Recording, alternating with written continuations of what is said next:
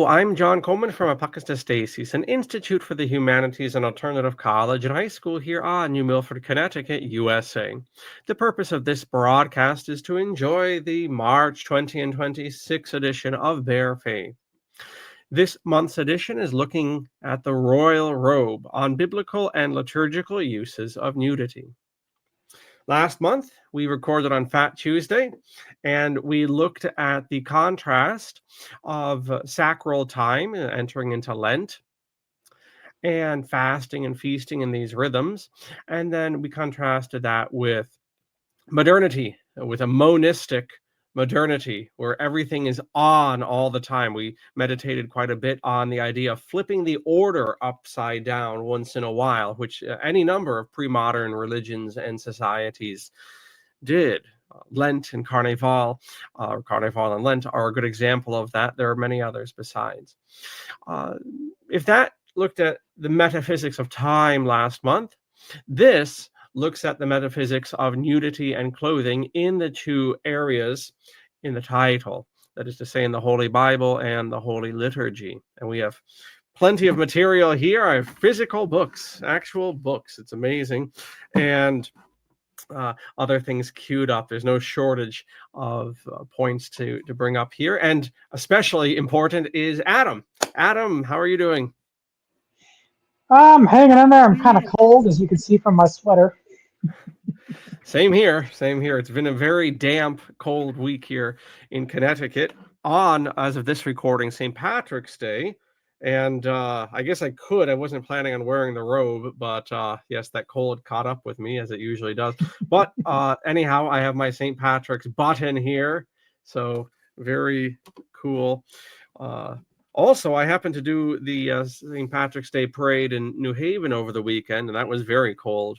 But I saw a Toynbee tile on Chapel Street going towards Yale University. Do you know what a Toynbee tile is? I do not. It's this very cryptic statement written in a distinct font, and there are at least hundreds of these things. They were put on some sort of tire adhesive in the 90s. And it's this very cryptic thing. They're called Toynbee tiles because they have, I believe, a quote from that British historian. And there it is. There is one, and it's very weathered after you would be 30 years on the street. It's very weathered, but I absolutely was there. We'll have to talk about that sometime. It's quite mysterious. It's in the same category as like the Georgia Guidestones and things of that nature. No one knows who put them around the country and all this, but they are documented. Their websites given over to it. Anyway, speaking of websites, on this St. Patrick's Day, here we have the site of Litchfield County Naturists, which is our nudist group here at the college. And I think a very appropriate thing as we're growing, please God, is to direct viewers to our academics tab and the School of Theology.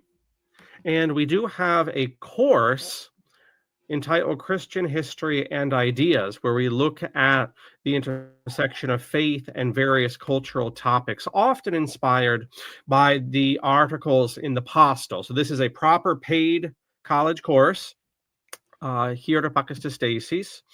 If you can make it to Connecticut, then grand. If you can't, then we have the internet. But it has lecture component, sometimes with me hitting the computer. It has readings, it has writings and examinations and all the stuff that you get in any other school. And the most important thing you ought to get in any class is knowledge and facility with the discipline. So you will get that if you enroll in any of our courses, but certainly to the audience for this series, Christian History and Ideas. All right, any additional thoughts, Adam, from last month as we looked at fasting, feasting, the idea of time, modernity? Anything you wanted to bring up before we get into today's topic? I don't know. I feel like the disenchantment of modernity is just kind of the name of the game at this point. I think we've thoroughly dissected it. I mean, there's maybe some more advanced work we could do on it, but I think we made our point on it. Fair enough, fair enough. And I encourage people to check that out. The link to all the previous shows is down below in the description. I should point out as we set along here, there's a fine Substack, nearly as fine as Apocatastasis, if I do say so myself, called Planet Nude.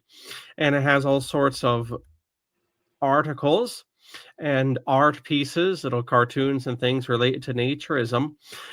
There is this piece I would especially recommend. We might even give over a show to it in the future, entitled Original Sin by Timothy Sargent. It has absolutely nothing to do with religion. I don't know quite why he chose that title or the allusion to the Garden of Eden, except I think he was plumbing nudist history from a different angle. And he was making some very good critiques of what I consider to be largely a failed movement at this hour, and one that's terribly incompetent. And I think he does palpitate some critiques, that some of which we've brought up on these broadcasts in the different series we do, and others that were quite proper to himself and quite worth considering. So that's, again, Original Sin article from Substack, Planet's Nude site, from Mr. Timothy Sargent. So we're looking at here, as we approach the Easter Vigil, the topic of nudity in the Holy Bible and also in the liturgy.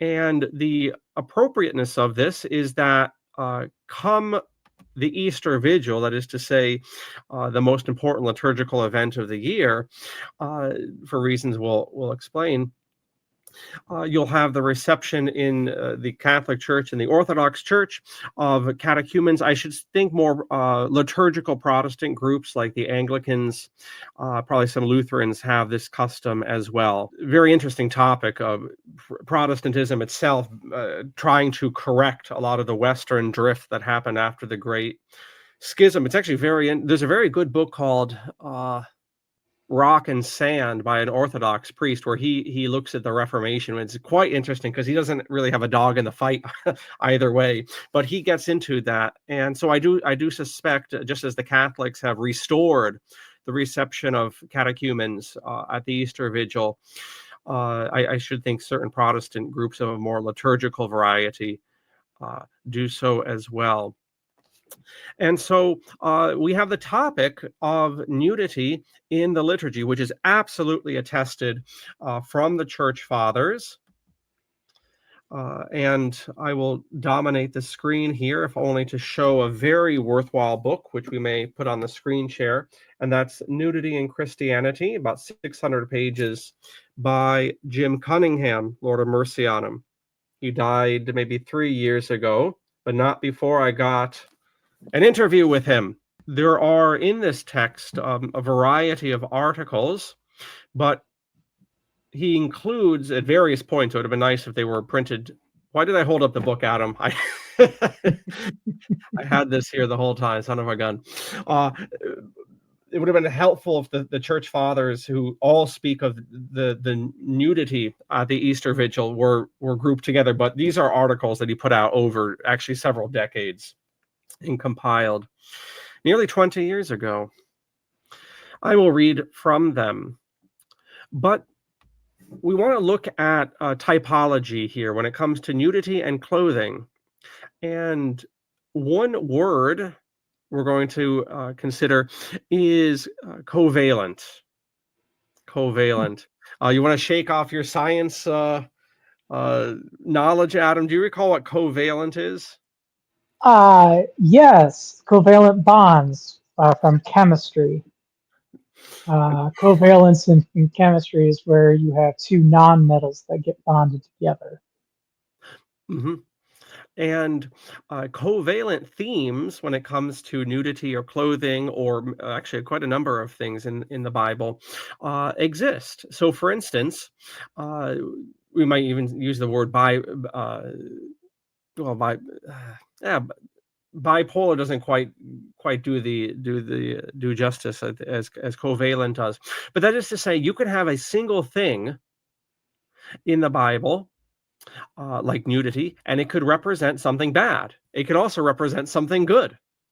Another example would be Christ and the devil. are both referred to as what animal? Well, actually, they're referred to multiple animals. Actually, well said. One is a lion. Another is a brass. Sorry, another is a serpent. Yes, very well said. This is actually referred to as the serpent that was lifted up to cure the Israelites of the plague. Excellent. I'd not thought about that one. I was thinking about the lion, right? The lion is both Mm-hmm. likened to the devil and to Christ Mm-hmm. at different points. Yeah. And modern, yes, sir. And the concept of baptism itself. Moses comes out of the sea, Jesus is baptized out of the water, but then also the beast that the Antichrist rides also comes out of the water. Mm. There's a And lot of really interesting parallels there. absolutely, absolutely. And actually, water, most appropriate to our topic, water itself, just like the serpent and the lion, water itself is a covalent theme. And maybe not Bible 101, but Bible 102 will introduce you to the fact that up until Christ, uh, bodies of water, and actually this is even in the apostolic period, are always bad news in the Bible. They always represent chaos and evil. And crossing them or walking on them, or ultimately, as we see, using it as the means of salvation, uh, this is a major inversion of and a conquering, ultimately a conquering in the symbolic. And we'll have a great quote here from the breviary from one of the Eastern Fathers to this effect. I'm certain there are other covalent themes, but those are some good ones, and especially the water one. And Adam, would you, as I pull up something appropriate to this, would you flesh out for us a little bit more that parallel, perhaps, between the crossing the Red Sea and certain New Testament motifs?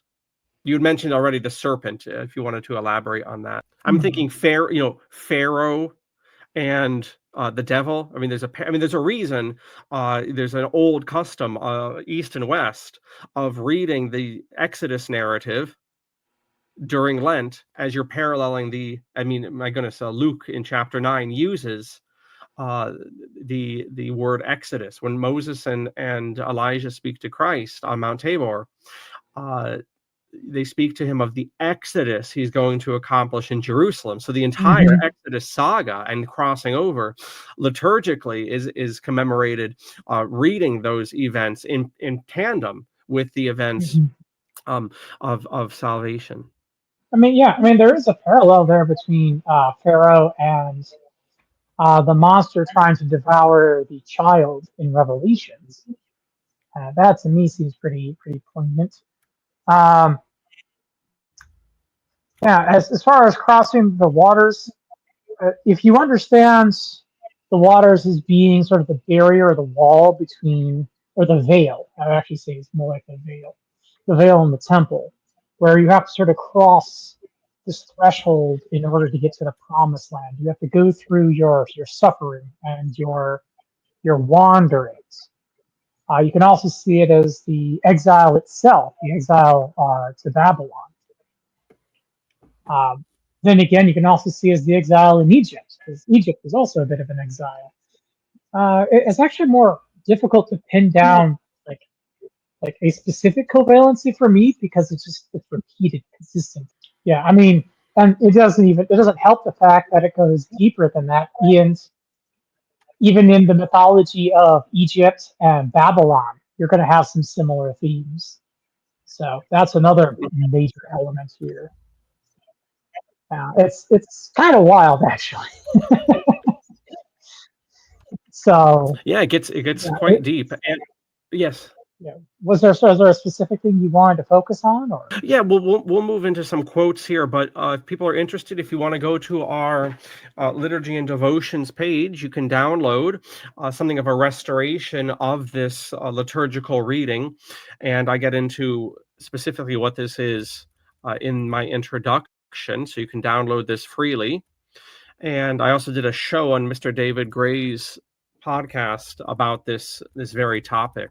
So there's a lot of deep parallels. And indeed, as we approach Holy Week, Jeremiah and Lamentations and the whole Babylonian parallel to the Passion of Christ will come up as well.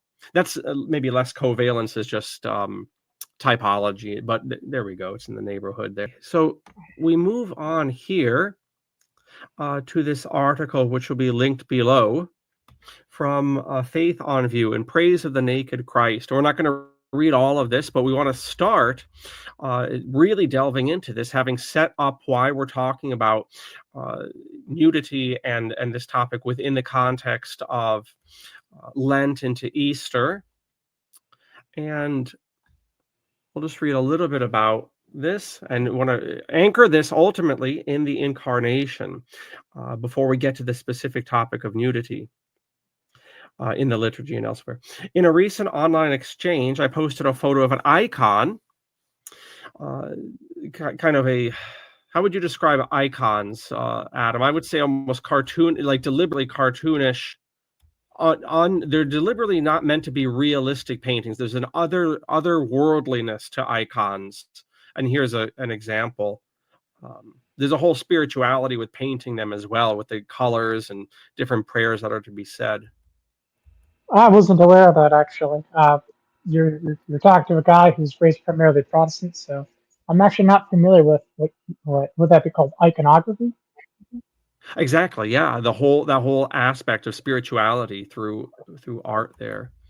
But yeah, that's a working. I think it's a working definition, so we'll go with that. So there's an icon, we just saw it above, that showed the Virgin Mary with a breast partially uncovered. While some of the discussion centered around the ever-weary topic of modesty, another side of the discussion was specifically portraying nudity in devotional art.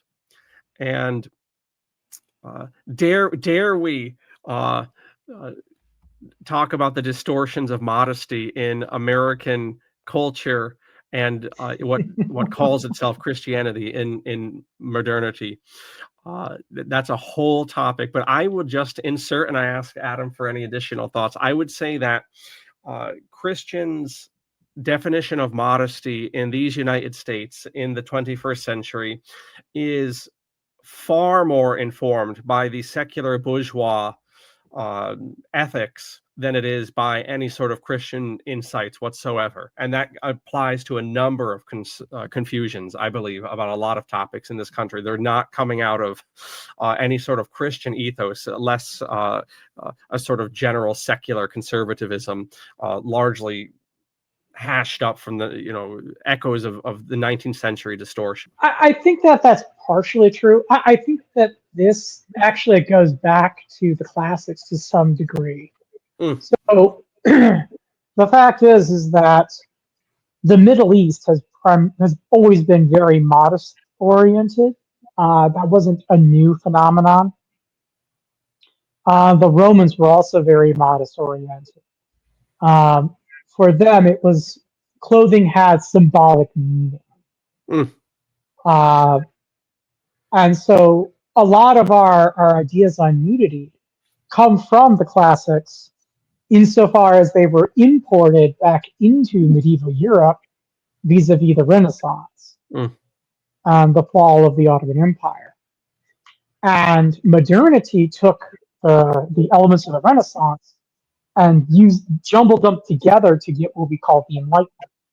The Enlightenment wasn't really a project of, it wasn't totally disconnected from what came before. It really was a child of the Renaissance. So nudity itself was seen in a similar lens as the Romans understood it to be. It was a sign of barbarism, a sign of savagery. And that's how the Romans understood nudity in that context, right? It's something you did in the public bath. It's not something you did down the street, right? Maybe your slaves might be naked, but that's because they were being insulted. In fact, one of the reasons they crucified people naked was specifically to abuse them in that way. It was specifically an insult, to make someone despicable and loathsome. people, you have to understand, like, the crucifixion was a punishment by the Romans to be the ultimate disgrace that you could inflict on someone. That was the intention of why they did what they did. And so people were crucified naked as a result. And it was specifically to make the punishment as miserable as possible. And so And a lot of ideas come. and just to interject here, there are many artifacts over Christian art from less trepidatious days depicting the nudity of Christ. Here we have Michelangelo's chapel cross, and also in mosaics, and this will be appropriate when we get to a certain quote coming up here, we have several examples of Christ himself being portrayed nude, which modern Christians would flip out over if this was in a church. I mean, they can't even at this point, this guy brings up, they can't even handle an icon of a woman's breast, let alone genitals and things like that. But there is a reason. There's a symbolic, more than symbolic reason why we have this. And so, who's quoted here? One interlocutor said, "I do not believe that we should see Christ or the Theotokos, which is an Eastern name for Mary, the God bearer, or the saints portrayed without clothes, unless it is key to their story. That Jesus Christ is true man, born of a woman and fully enfleshed, is foundational to nearly all Orthodox Christian theologies. He was a real person incarnated at a specific time in history, and when you cut him, he would bleed human blood." I'll just read one part here. And actually, I'll kick it over to Adam. Would you read this bit here? Popular portrayals of Christ, however, seemingly strip most of his actual humanity. Isn't that the truth? He is emotionless except to be kind or perhaps sad when the sinner will open the door to their heart. Yeah, that's a big one. I'm sorry, I'm interrupting you, but I'm just. Oh, please. I'm just thinking of like how much Jesus' emotions are smoothed over, just like God's emotions are smoothed over. Jesus had frustration, he had annoyance, he had irritation, he had it all. But Jesus most know is some form of the Christ of the Andes, a platonic God whose arms never tire as he stands blessing the entire earth without comment. But then there are other popular cases that veer near the heretical. The film Jesus of Nazareth, for example, made the strange decision to never show the actor portraying Christ blink. How interesting. I've never heard that little tidbit. Were you aware of that? No, but it tracks. I know early on in the 20s and 30s, they wouldn't, almost like the Muslims, they wouldn't show Jesus oftentimes. And then, that convention went by the wayside, but I never heard the blinking thing. This stripping of Christ's flesh starts early, even at Christmas, the celebration of his incarnation. The popular hymn treats the Holy Child as if he were preternaturally sanguine, despite being born in a cave full of animals. The little Lord Jesus, the familiar hymn says, no crying he makes. And, well, oh my goodness, if you couldn't handle the naked Christ or the breast, you certainly couldn't handle this modern painting of the birth of Christ. And that's what we're seeing here on the left. You see that? Is that appearing, Adam? Mm-hmm. Right, so you have Mary here, and then you have the Christ child being born. So if you're inclined to flip out, you're doing backflips at this point. But that is, as I'm going to assert, and more importantly, as Jim Cunningham asserts in his various writings, that is because we're being much more influenced by our culture than we are by the gospel. And that's where this trepidation about nudity comes, because these are very deep themes, as we'll find out. Okay, finishing this part up, the centrality of the Incarnation, to understand the covalence of nudity in the liturgy and the Holy Bible, we need to anchor ourselves in this topic. Remembering the fullness of the Incarnation is important precisely because in the word of St. Gregory of Nazianzus from Turkey, what we call Turkey now, that which he has not assumed, he has not healed. But that which is united to his Godhead is also saved. Humanity is redeemed by Christ's incarnation because Christ was human down to the last drop of blood. I think again, as much as we might want to blame the the secular world for trying to distort Christianity. And again, they do. They do. A lot of this was set up earlier on. I mean, you got a lot of Gnostic heresies from way earlier in Christian history to St. Augustine and St.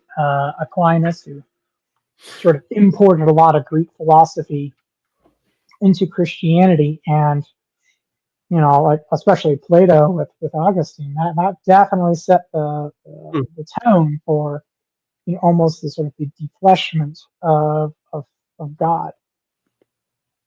And I In would order to add, sort of lift him up as an ideal, mhm, apart from the material. I can again, and as I mentioned in the Gnostic, we had a Gnostic video we recorded. It's not entirely without cause. The issue is when it's taken to excess. mhm. Well, it's interesting you mentioned Augustine and Plato, and then, of course, Aristotle much later with the scholastics coming into the West. Mm-hmm. And there's also in this country, it's very influenced by Reformed theology. And Augustine, is one of the few church fathers that the reformers really, really liked.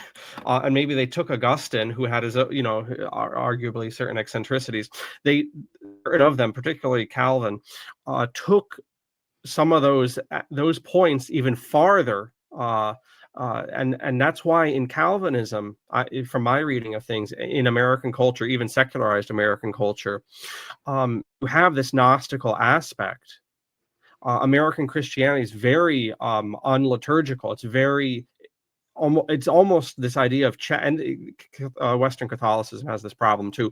It's almost like checking boxes. So to have faith means to believe in creedal statements. That's what I have faith because I believe in the Trinity. I believe in the divinity of Christ, and it's this very academic, very unfleshed aspect. I think because of the influence of Plato and Aristotle, this applies Catholic or Protestant, but in that specific Reformed trend, you have it really prominent in America in a lot of ways, not nearly just religious.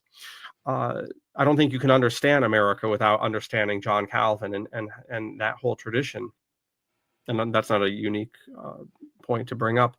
I think it was Chesterton, the British author, who said that the Puritans blushed to think of Christ physically having to eat or having to walk around. And it's interesting, here we are in Lent, that if you look at the sequel to Paradise Lost, of course, deals with the few hours, according to John Milton, the Puritan author, that Adam and Eve were in the garden before the fall of man. That's the famous Paradise Lost. Well, John Milton has a sequel, and that's Paradise Found.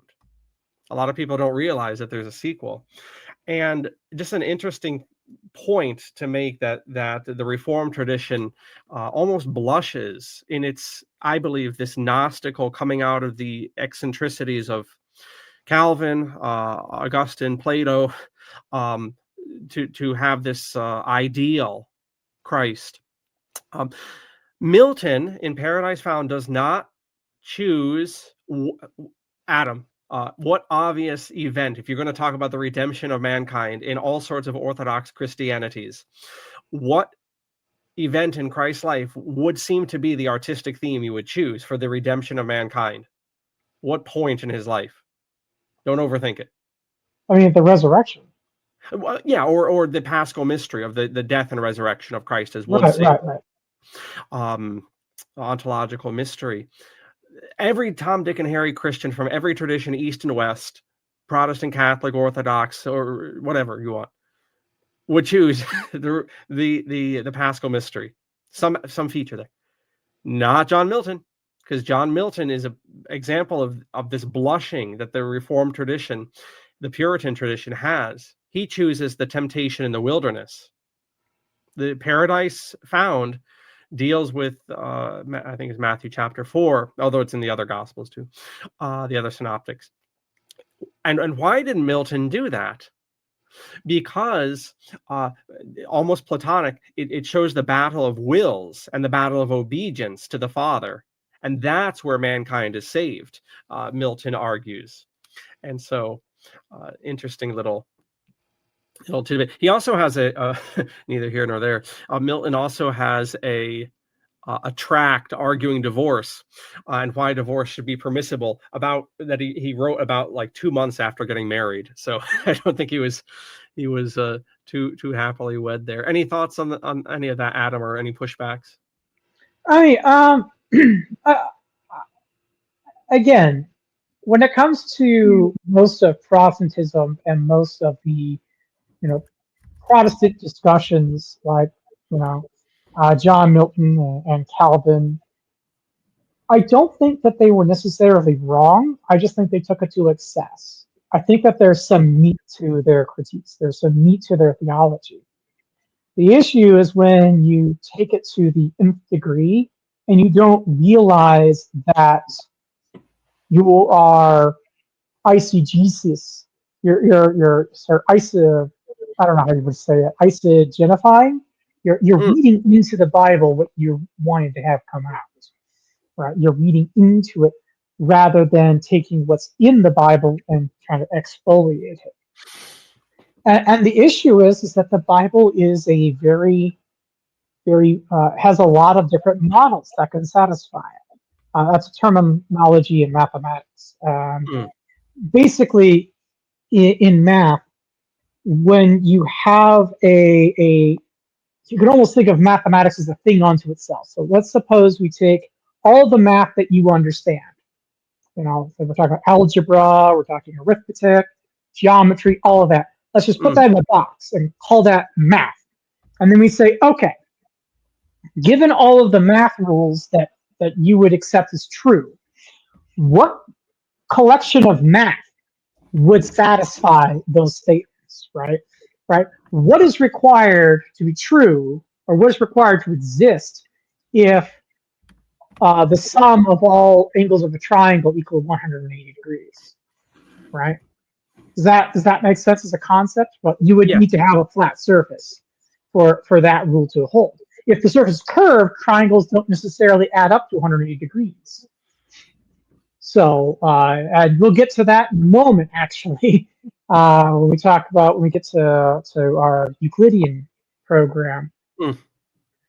But basically, what the set of facts about math that you accept to be true, we call that a theory, right? So that is called just a theory in and of itself. It's the set of axioms we accept to be true, and all of the theorems you can derive from those axioms. All right, that collection we call a theory, and more or less with the kind of math that you're familiar with, typically we have a really basic theory. It's the theory called first order logic generated by ZFC. I'm not going to explain in detail what that is, but that's the default mathematics. There's actually other kinds of math that exist that we can get into, but that's a tangent. The point is that, as it turns out, there's actually multiple different models of math that can satisfy that. There's actually different mathematical universes entirely, with different things that actually exist that all can satisfy that theory. All right. So I'm not going to get into details on the differences between these models. Suffice to say is that there's multiple different possible worlds that exist where math still holds as we understand it. There's some worlds where the math as we understand it doesn't hold, but there's multiple worlds where it does. And the point I'm trying to get to bring it back to the Bible, is the Bible actually acts a lot like a theory. It actually works a lot like a logical theory in this context, where there's a set of axioms and a set of theorems that you can derive from those axioms. The problem is that there's a lot of models that can be applied. So lots of states of the world that could exist where the Bible still holds to be true. And it's not obvious how to distinguish between those models. For you see, if you have two different models, they both satisfy the same theorem, you actually cannot argue one model or the other. That's actually a mathematical property. If you have two different models, they both satisfy the same theory, Within the theory, you can't distinguish between the two models because they both satisfy it by definition. Mm-hmm. You can't show one model's true and the other isn't. In fact, there's a famous result involving what's called the Jim hypothesis that was proven this way. It was proven by showing that there's a model where the Jim hypothesis was true and a model where it wasn't, and they both satisfied mathematically as we understand it. And therefore, we can't actually know if the continuum hypothesis is true or not with the axioms we currently have. It's just not possible because either can be satisfied. The universe where it happens to hold satisfies math as we understand it, as well as the universe where it doesn't hold. They both satisfy. And so, in a similar vein, there's a lot of there is different universes of how the world can be that are very different. They do not agree in a lot of important areas, but they can both satisfy the Bible. And therefore, there's severe limits to what you can extract out of the Bible. A lot of what people extract out of the Bible isn't actually from the Bible. It's their own understanding of how the world works being imposed on the Bible to generate additional axioms. Mm-hmm. Does that make sense? Mm-hmm. Yes, that's a great parallel. And so it ends up making the theory of the Bible bigger than it should be. And that bigness is where we start running into those problems. When you start reading into the Bible a little too much, and you start letting your imagination run off with it. Because you'll read, a single chapter, and you'll think that you can use that chapter as a ground to your theology. What you're really doing is you're taking your own preconceived notions about how the world works, and you're deriving some axioms from that, and then you're adding those axioms to the axioms of the Bible itself. And that generates a bigger theory that satisfies a smaller set of models, namely the model that you think is real. And that's what's actually going on with a lot of these theologians. That's what a lot of theology ends up being. You end up assuming the Bible says more than it actually does. And a lot of that's you reading into the Bible rather than reading out of the Bible. Great. Thank you for that. Speaking of reading, a few pieces here on the ever helpful Doc Cam. So for the Feast of the Epiphany, which is 12th night after Christmas, you've heard the 12 days of Christmas. Those are not the 12 days, contrary to every TV station. Those are not the 12 days before Christmas. Americans seem to be pooped out by the time Christmas actually comes, but actually they're the 26th through the 6th of January. Anyway, the end of that is actually historically a bigger feast than Christmas. What? Christmas is even secularized, the ultimate holiday now. But historically in Christian practice, more important than Christmas was a feast called the Epiphany, which had three mysteries. So the Epiphany is the manifestation of the divinity of Christ. And from the ancient times of the church, three events in particular were commemorated on this one single feast.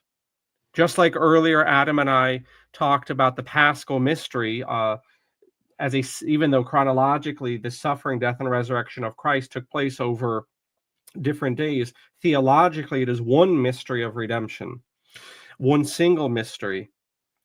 And likewise, the Epiphany, you had the visit of the Magi, the Gentile nations coming to look for the Messiah of Israel and to adore him. That's what we think about Three Kings Day. Oh, Epiphany. Yeah, that's, and that's true. That is absolutely true. And we obviously associate that with Christmas. So there's a natural sympathy there. But also the baptism of Christ in the Jordan at 30 years of age, which is very appropriate to where we're going in our discussion. That baptism was nude, and the church did not have a problem showing that artistically for the long stretches there. But also the final event is the wedding feast at Cana. That is also commemorated on the Epiphany. Again, these are the three initial manifestations of Christ and the divinity of Christ. Anyway, appropriate to water, I wanted to read this selection, and I'll make it a little bit bigger here. And this is from the Liturgy of the Hours. This is the Western or Catholic breviary for the Wednesday after the Epiphany. Okay, so within the octave of Epiphany, sermon of St. Proclus of Constantinople. So an Eastern Father. And I'll just read a bit here. And this, I mean, this is a very mystical understanding of what's happening with water. For on this day, land and sea share between them the grace of the Savior, and the whole world is filled with joy. Today's Feast of the Epiphany manifests even more wonders than the Feast of Christmas. At Christmas, we see a weak baby giving proof of our weakness. In today's feast, we see a perfect man, and of course it's off the screen there, a perfect man hinting at the perfect Son who proceeds from the all-perfect Father. At Christmas, the King puts on the royal robe of his body. At Epiphany, this is going back to the Incarnation that we brought up, and why nudity, which can be a sign of shame in the Holy Bible, like the expulsion from Eden and the consciousness of being naked and the subsequent burden of that shame. Okay, well, the covalence of that is that Christ redeems that nudity. That's something Jim Cunningham gets into in here in Nudity and Christianity. Why Christ is thought to be a gardener, and gardeners were naked in the Holy Land. And this was normal. He gets into all of this because it's the redemption of nudity, in addition to the redemption of suffering. Everything is redeemed. In any case, at Christmas, the King puts on the royal robe of his body. At Epiphany, the very source enfolds and, as it were, clothes the river. I mean, this is, I found to be quite, well, if you forgive me, illuminating. I mean, this is another example of this Christian ability to take a thing and literally turn it on its head. So you have water traditionally in the Holy Bible, from cover to cover. Bodies of water typically mean bad news bears, and yet this is what is snatched from the devil and becomes this sign of salvation.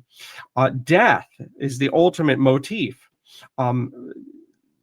That death, this ultimate reality. I think it's help me out here, Adam. Is it St. Paul in Corinthians? He quotes, I think, a pagan poet, or maybe an early Christian poet. Death, where is thy sting? Grave, where is thy victory? Is an early Christian poem, I guess.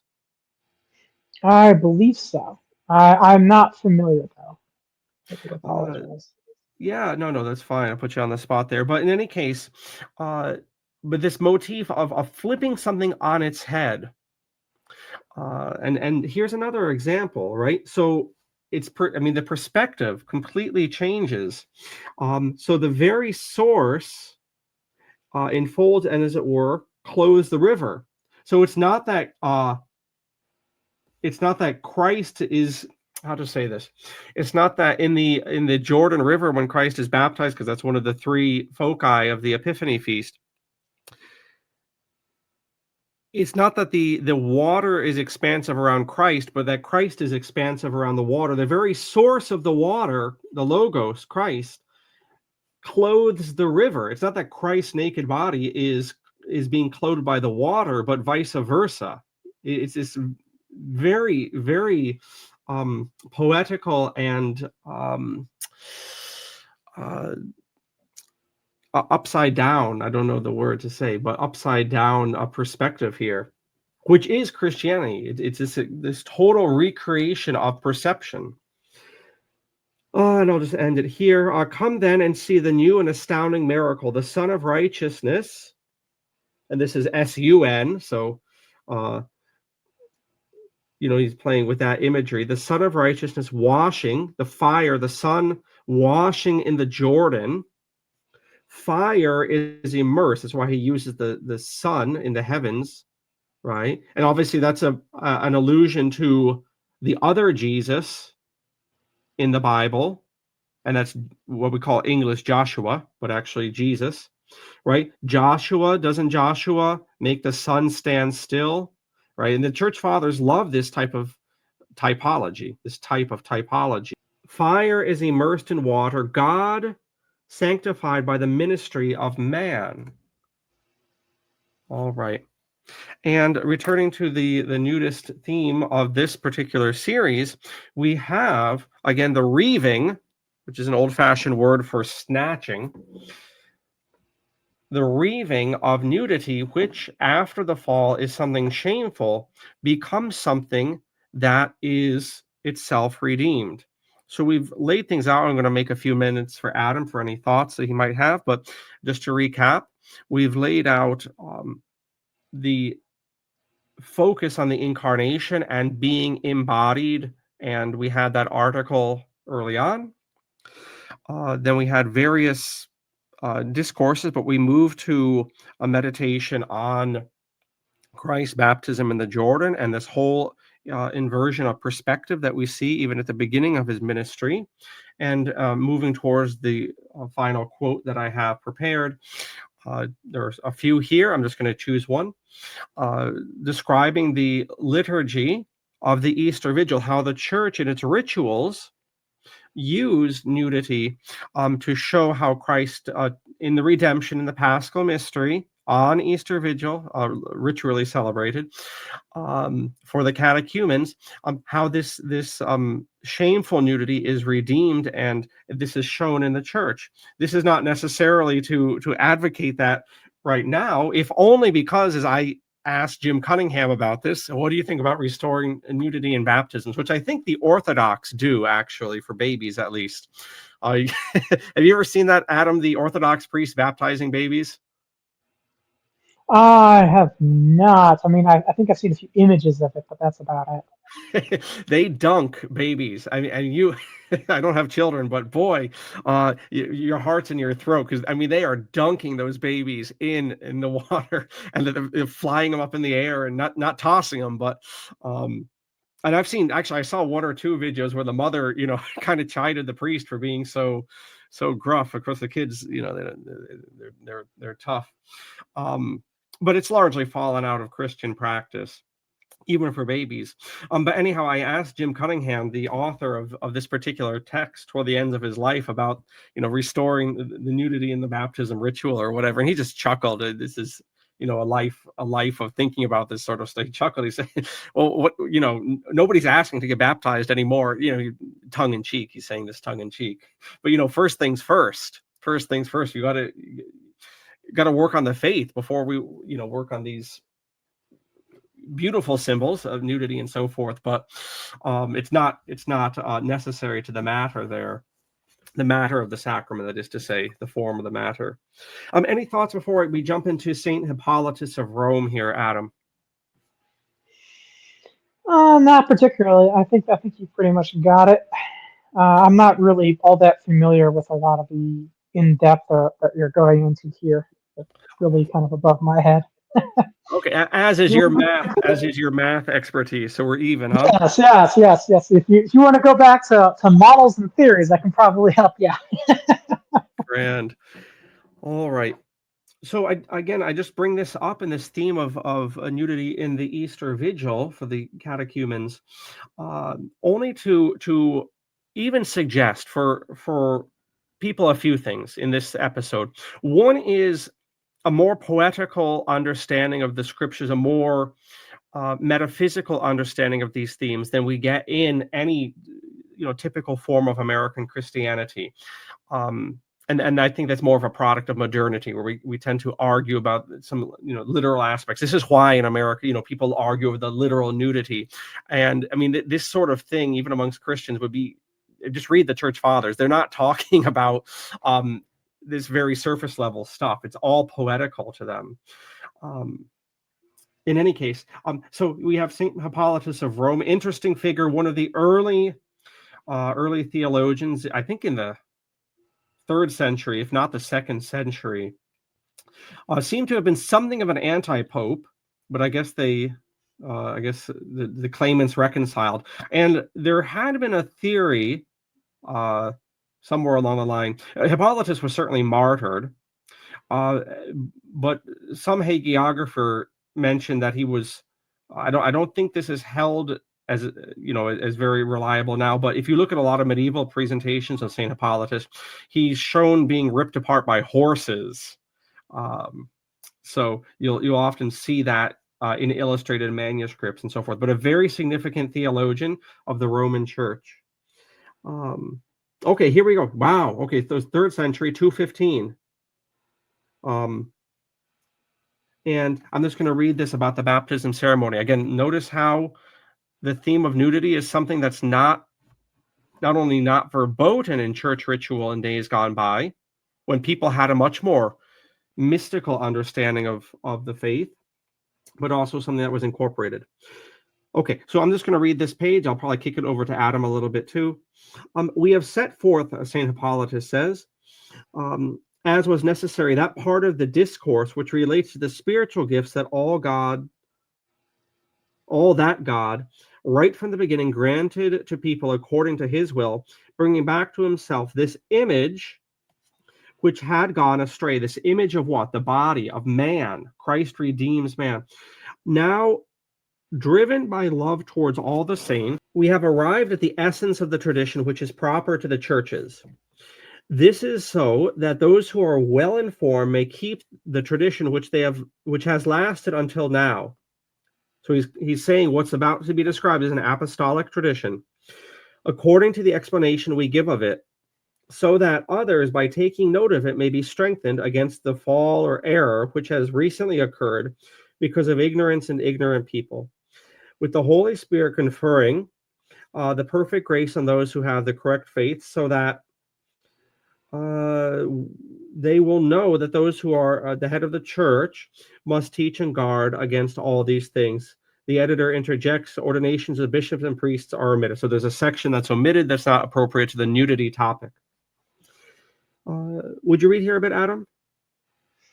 Starting from where you're pointing, let's see. Yes, sir. When they are chosen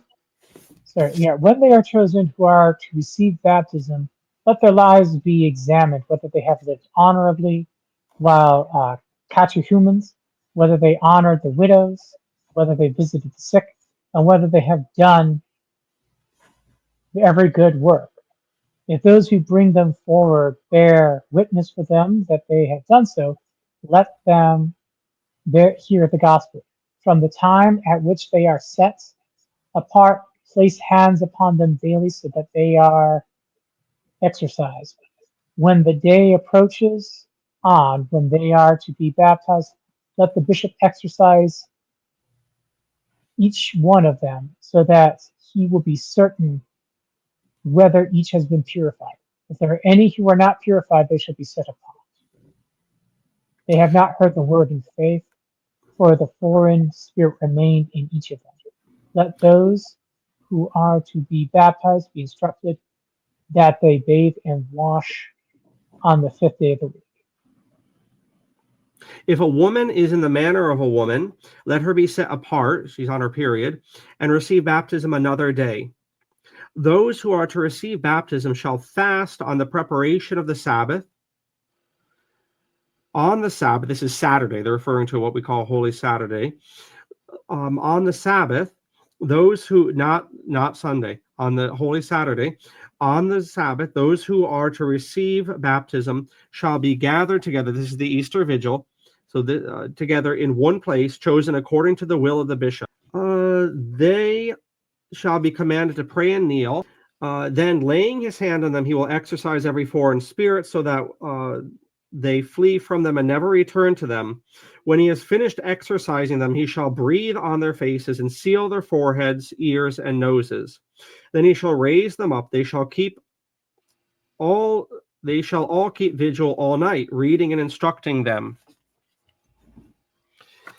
They shall all keep vigil all night. Yes. Those who are to be baptized are not to bring any vessel, only that which each brings for the Eucharist.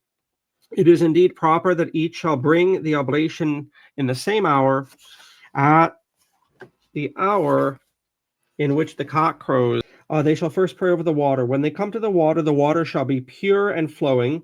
That is the water of a spring or flowing body of water. Then they shall take off all their clothes. The children shall be baptized first. All of the children who can answer for themselves, let them answer. Would you read a bit, Adam? Sure thing. If there are any children who cannot answer for themselves, let their parents answer for them, or someone else from their family. After this, the men will be baptized. Finally, the women, after they have unbound their hair and removed their jewelry, no one shall take any foreign object with themselves down into the water. At the time determined for baptism, the bishop shall give thanks over some oil, Oil. Yep. which he puts into a vessel. It is called the oil of thanksgiving. He shall take some more oil and exercise it. It is called the oil of exorcism. A deacon shall hold the oil of exorcism and stand on the left. Another deacon shall hold the oil of thanksgiving and stand on the right. When the elder takes hold of each of them who are to receive baptism, he shall tell each of them to renounce, saying, I renounce you, Satan, all your services and all your works. After he has said this, he shall anoint each with the oil of exorcism, saying, Let every evil spirit depart from you. Then after these things, the bishop passes each of them on nude to the elder who stands at the water. They shall stand in the water naked. The deacon likewise will go down with them into the water. When each of them is in the baptism has gone down into the water, the one baptized shall lay hands on each of them, asking, Do you believe in God the Father Almighty? And the one being baptized shall answer, I believe. He shall then baptize each of them, once laying his hand upon each of their heads. Then he shall ask, Do you believe in Jesus Christ, the Son of God, who was born of the Holy Spirit and the Virgin Mary, who was crucified under Pontius Pilate, and died and rose on the third day, living from the dead, and ascended into heaven, and sat down at the right hand of the Father, the one coming to judge the living and the dead. When each has answered, I believe, he shall baptize a second time. Then he shall ask, Do you believe in the Holy Spirit, the Holy Church, and the resurrection of the flesh? And then each being baptized shall answer, I believe. And thus let him baptize the third time. Afterward, when they have come up from the water, they shall be anointed by the elder with the oil of thanksgiving, saying, I anoint you with the holy oil in the name of Jesus Christ. Then drying themselves, they've been nude this whole time, then drying themselves, they shall dress and afterwards gather in the church. The bishop will then lay his hands upon them, invoking, saying, etc., etc. That's sufficient for here. We've made our point. The oil, speaking of covalent themes, or more of just a symbolical theme, the oil has, and this was a full covering of the body. So there's the baptism ceremony, and then as St. Hippolytus lays out, and by the way, tomorrow is the 18th of March as of this recording, east and west, it's going to be the feast day of St. Cyril of Jerusalem, who also, in a different part of the world, not in Italy, in Palestine, talks about the very similar ceremony for the Easter Vigil, including explicitly mentioning nudity. And there are other church fathers as well. So this is attested to all over the Christian world at the time as the practice.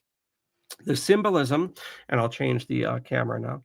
The symbolism is of the oil, a separate part of the ceremony, was that the devil would not be like a wrestler, because in Greece and in Turkey, even today, when they wrestle in their native wrestling, they actually do it with oil still. The whole body's covered in oil. I know Turkish wrestling is like that. So the idea, the symbolism of the oil,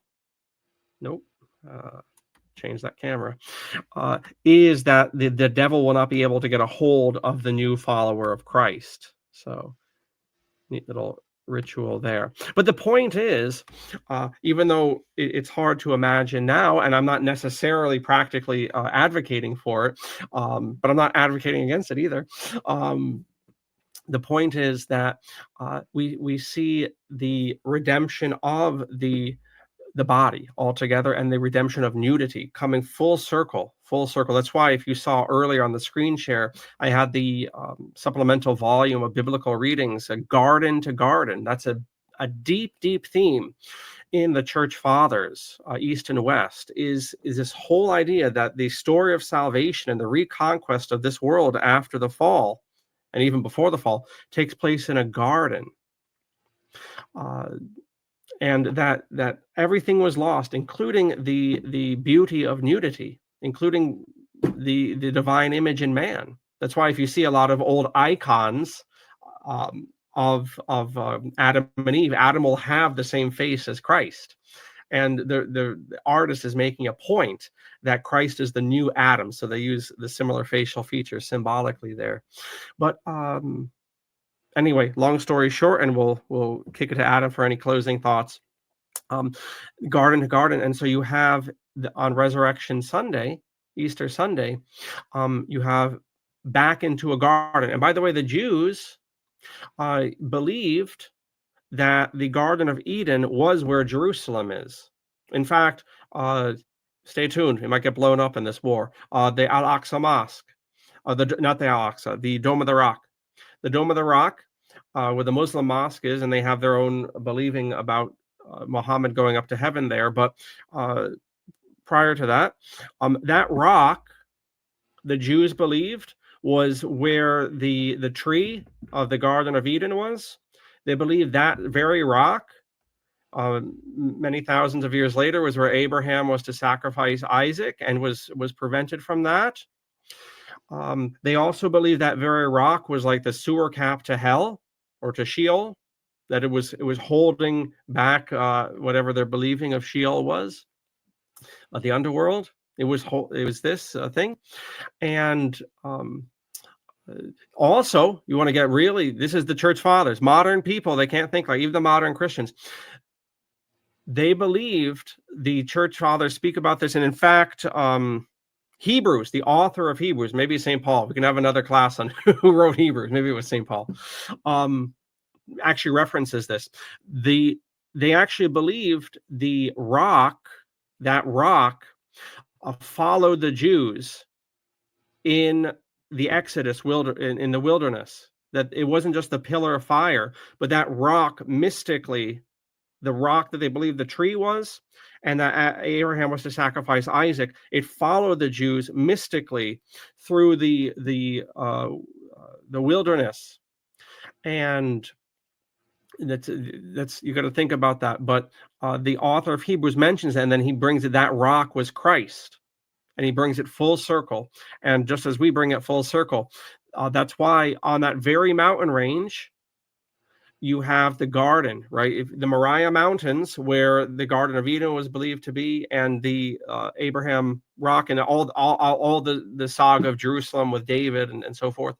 On that mountain range, Moriah Mountain, is where the crucifixion happens, and there also the garden of the resurrection. So you literally end up garden of the fall, back restored to a garden. And there's much here, but I think the church fathers say it better than certainly I can. Adam's certainly given us much to think about. So Adam, you have the floor as we wind things down. I wish I could do something with it beyond just saying it seems interesting. Again, a lot of this is above my head. I am familiar with the rock. I've seen that on a documentary, because I find that interesting. And you were correct that Al-Aqsa Mosque is the mosque next to the Dome of the Rock. So the Dome of the Rock is a shrine, and next to the shrine is Al-Aqsa Mosque. Just to clarify that for you. Good, thank you. I can at least provide you some geography knowledge there. That's grand.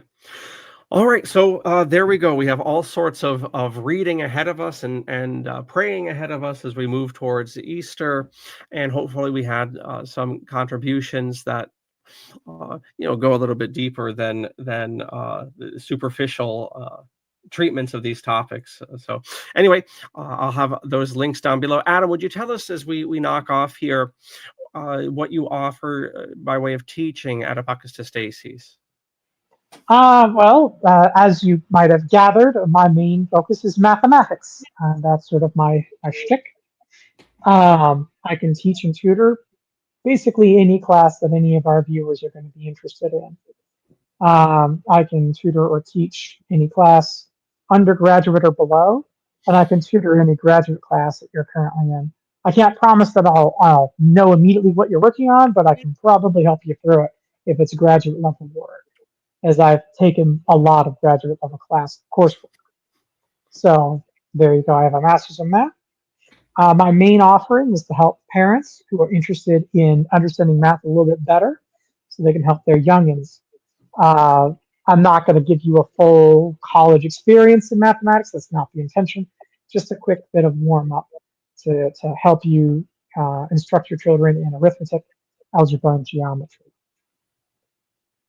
Excellent. And parents may check out our Reaching Higher Parents education program. So it's specifically geared towards helping, as Adam said, parents be able to instruct, especially homeschoolers or parents who want to help their children with homework, uh, not only know the material in more than a superficial way.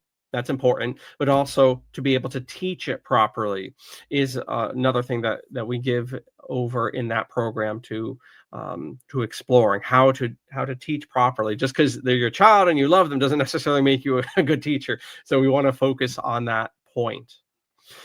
All right, so just one announcement here to recap. People who want to support the school can enroll in any number of our courses, but also Christian History and Ideas is a proper 16-week course that we have here at Apocatastasis. And those monies are helpful and necessary for us to grow. And something to think about. As we knock off here, please enjoy, speaking of events that you can participate in, our final David Ball look at educating Julie is coming up in April. And I'll have a few minutes from Canada Naturally, just to nudge you into participating in that. So David Ball was a nudist filmmaker, and we've been enjoying his works and discussing, more importantly, his different documentaries. This final one is actually a feature of a sort. It's kind of a strange film in the second half, but anyway, enjoy a few minutes from Canada Naturally, and we'll see you one way or another down the line there. Take care. Each trip we make to bring you news from around the world is guaranteed to present at least one real character, and this trip is no exception. Frank and his family have developed this incredible garden over a number of years, and the quality and range of produce is extraordinary. Absolutely. How long have you been doing this? We've been doing this particular garden here probably for the last 8 years. Wow. Done all by hand. And you get lots of help from the various different people here? Generally what I get is, show me this, show me that, and I've already given 3 tours this morning before 9 o'clock. Of course, we get people from the city who've never seen gardens. We've got people from the north shore of Quebec, of the St. Lawrence River. They live in rocky areas. Their children have never even seen a garden. So I give them tours. I plant cherry tomatoes so they can have, and they seem to enjoy it. We enjoy it a lot. This is a specialty over here. Let's take a look.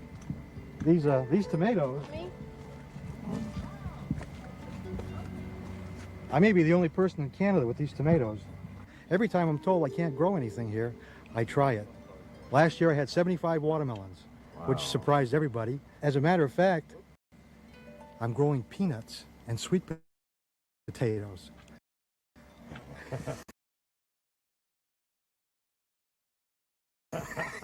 Which really throws him for a loop. What makes Frank so interesting, apart from his considerable horticultural knowledge, is that he is always smiling and just exudes enthusiasm about every topic. Much of this character has rubbed off on his daughter, too. My name is Carolyn, and I've been a nudist for 13 years, and I really enjoy it. I don't enjoy going to the beach anymore with the bathing suit on because I get strap lines. I'm a sophomore in college. I'm going to Plymouth State College next year. I enjoy coming, well, I'm a nudist with my parents. it's something great, and I think that a lot more people should come and try it someday.